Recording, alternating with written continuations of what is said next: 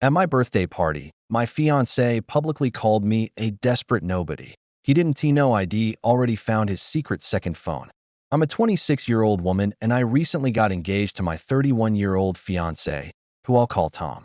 We were having our engagement party with both of our families present when things took a turn for the worst. I have always been very open about my struggle with infertility. It is something I've dealt with since I was 18 and it has taken a huge toll on me emotionally, physically, and financially. My cousin even joked about it, saying that I must be so desperate to get pregnant that I'd do anything. I laughed along with everyone else. I didn't think much of it.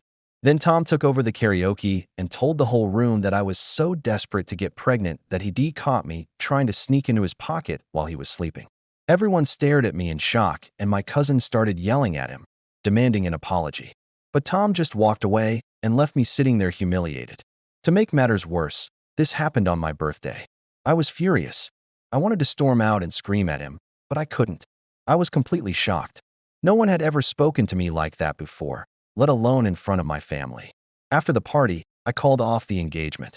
Now, after everything that's happened, I've moved back in with my parents. They've been nothing but supportive and I can't thank them enough. A few days ago, they were over for dinner and my mom noticed I was crying. She asked what was wrong and I told her I couldn't find Tom's ring. I told her about the conversation we had before the party and how I couldn't bring myself to take it back to him.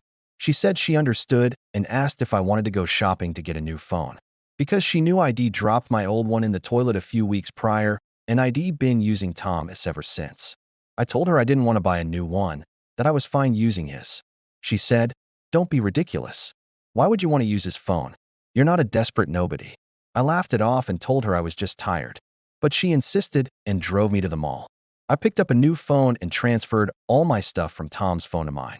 As I was doing this, I noticed a text message from an unknown number. It was a picture of a positive pregnancy test. I immediately called the number. It was the girl he was cheating on me with. Before I could process what I was feeling, my mom walked in.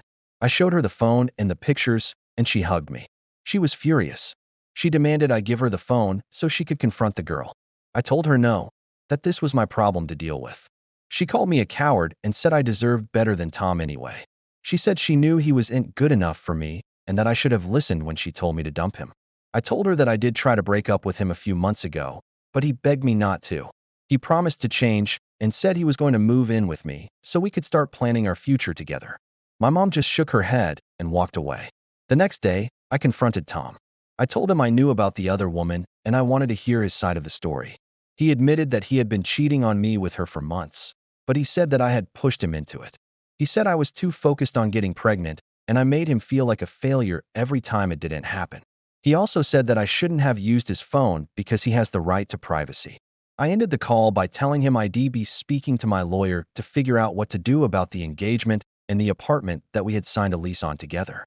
He then texted me saying that he already found his secret second phone and that I wouldn't believe where he found it. He also said that he was glad I was finally leaving him because I'd been nothing but a headache and he couldn't wait to start his life with the other woman. I still don't know where he found the phone, but I'm guessing my mom threw it away. She won't tell me because she doesn't want to ruin the surprise, but I can't help but wonder if this is really over or if my mom has something else planned. Anyway, I hope you enjoyed this. If you did, please leave a like and subscribe for more content.